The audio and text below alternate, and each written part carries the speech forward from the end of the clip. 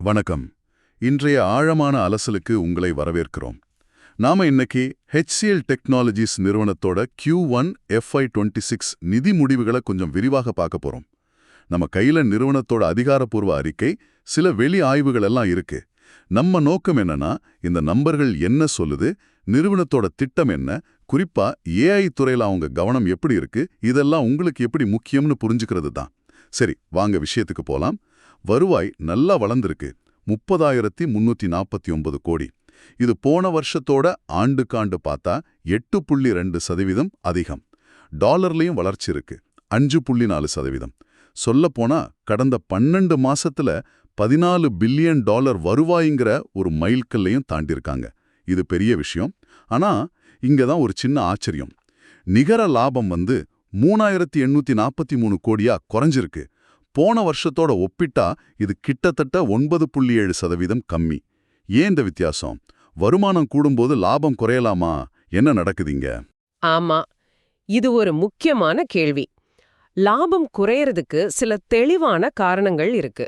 முக்கியமா பாத்தீங்கன்னா, நிறுவனத்தோட செயல்பாட்டு லாப வரம்பு, அதாவது EBIT மார்ஜின் 16.3% குறைஞ்சிருக்கு. இது போன காலாண்டை விட 160 அடிப்படை புள்ளிகள் கம்மி, அதாவது 1.6% சரிவு. இதுக்கு 3 முக்கிய காரணங்கள் சொல்றாங்க. 1, சில மறுசீரமைப்பு செஞ்சதுக்கான செலவுகள். 2வது, பணியாளர் பயன்பாட்டு விகிதம், யூட்டிலைசேஷன் சொல்லுவோமே, அது குறைஞ்சிருக்கு. அதாவது பில் பண்ணக்கூடிய ப்ராஜெக்ட்ஸ்ல குறைவான ஊழியர்கள் இருந்தது. இது மட்டுமே லாப வரம்ப 80 அடிப்படை புள்ளிகள் பாதிச்சிருக்கு. அப்புறம் 3வதா, ஒரு பெரிய வாடிக்கையாளர் திவாலா ஆனதால ஒரு முறை நஷ்டம் ஏற்பட்டிருக்கு. அது ஒரு 30 அடிப்படை புள்ளிகள் தாக்கம். பொதுவா IT துறையில கொஞ்சம் மந்த நிலை இருக்கிறது உண்மைதான். ஆனாலும் HCL டெக் அவங்க போட்டியாளரான TCS-ஐ விட வருவாய் வளர்ச்சியில, அதாவது ஆண்டுக்காண்டு கான்ஸ்டன்ட் கரன்சியில 3.7% வளர்ச்சி காட்டியிருக்காங்க. அதுவும் கவனிக்க வேண்டிய விஷயம். ஓ, அப்படியா? சரி சரி. அப்போ சவால்கள் இருந்தாலும் சில பகுதிகளில் நல்லா செஞ்சிருக்காங்க. எந்தெந்த வணிக பிரிவுகள் நல்லா பண்ணிருக்கு, எந்தெந்த நாடுகள்ல வளர்ச்சி வந்திருக்கு? ஆமா, குறிப்பா சொல்லுன்னா பொறியியல் மற்றும் R&D சேவைகள், அதாவது ER&D பிரிவு, அது ரொம்ப வலுவா வளர்ந்திருக்கு. ஆண்டுக்காண்டு 11.8% வளர்ச்சி. IT சேவைகள் பிரிவு பொதுவா இந்த காலாண்டுல கொஞ்சம் மெதுவா இருக்கும்னு எதிர்பார்த்தாங்க. அந்த நிலையில இது ஒரு நல்ல செய்தி. புவியியல் ரீதியா பார்த்தா ஐரோப்பாவுல வளர்ச்சி நல்லா இருக்கு, 9.6% ஆண்டுக்காண்டு. இது அமெரிக்காவோட மெதுவான வளர்ச்சிய அங்க வெறும் 0.5% தான் ஓரளவுக்கு ஈடு செய்யுது.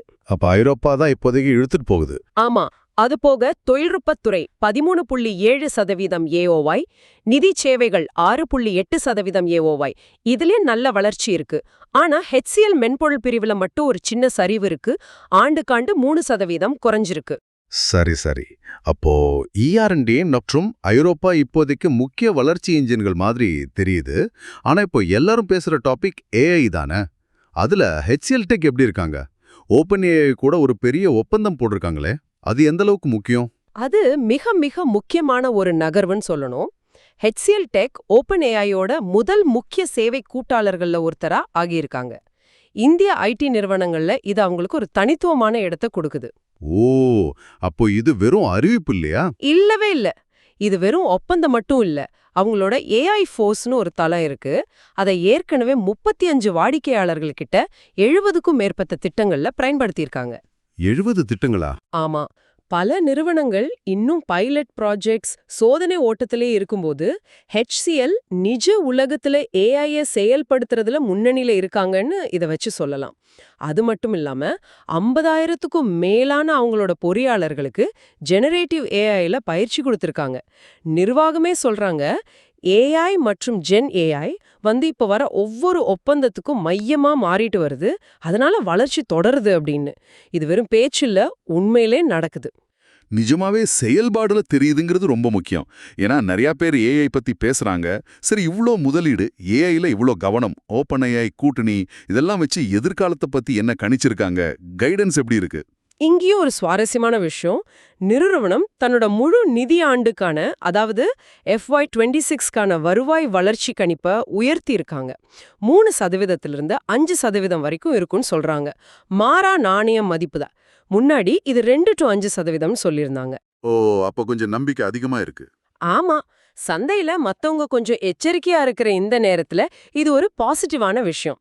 ஆனா அதே சமயம் லாப வரம்ப கொஞ்சம் குறைச்சிருக்காங்க. 17ல இருந்து 18%. முன்னாடி இது 18-19% இருந்தது. அது ஏன்? இது இப்போ செய்யற முதலீடுகள், குறிப்பா AI போன்ற துறைகள்ல, அப்புறம் அந்த மறுசீரமைப்பு செலவுகள் இதெல்லாம் கணக்குல எடுத்துக்கிட்டதால இருக்கலாம்.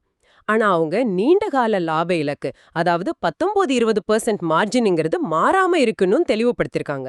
இந்த வெளிப்படைத்தன்மை நல்லதுதான். அப்போ மொத்தமா சுருக்கி பார்த்தா HCL டெக் ஒரு பக்கம் ஏஐல ரொம்ப வலுவா காலூன்ற முயற்சி பண்றாங்க. OpenAI மாதிரி பெரிய கூட்டணிகள் இருக்கு. ER&D ஐரோப்பா மாதிரி சில பகுதிகளில் நல்ல வளர்ச்சியும் காட்டுறாங்க. ஆனா மறுபக்கம் லாப வரம்புல கொஞ்சம் அழுத்தம் இருக்கு. பணியாளர் பயன்பாட்டிலையும் சில சவால்கள் இருக்கு. இப்படி புரிஞ்சுக்கலாமா? சரியா சொன்னீங்க. அதுதான் நிலைமை. குறுகிய காலத்துல இந்த லாப வரம்பு அழுத்தம், மறுசீரமைப்பு செலவுகள், யூட்டிலைசேஷன் சவால்கள்லாம் இருக்கும், தவிர்க்க முடியாது. ஆனா நடுத்தர காலத்துல பார்க்கும்போது AI மூலமா வளர நல்ல வாய்ப்பு இருக்கிற மாதிரி தெரியுது.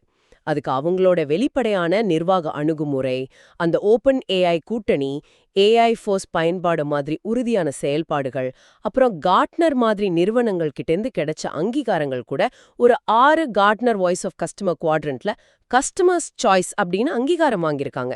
இதெல்லாம் அவங்க மேல ஒரு நம்பிக்கையை கூட்டுது. சரி, இப்போ இந்த அலசலோட இறுதியா உங்களுக்கு ஒரு சிந்தனை. HCL டெக் ஏஐலையும் OpenAI கூட்டணியிலையும் இவ்ளோ கவனம் செலுத்துறாங்க. இப்போ புதுசா ஏஜென்டிக் AI பத்தி பேச ஆரம்பிச்சிருக்கோம்.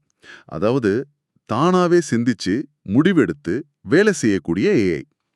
இந்த மாதிரி AI HCLோட சேவைகளை மட்டும் இல்லாம எதிர்காலத்துல ஒட்டுமொத்த IT துறைக்கு தேவைப்படுற வேலைகளையே எப்படி மாத்தி அமைக்கலாம்னு நீங்க நினைக்கிறீங்க? யோசிச்சு பாருங்க.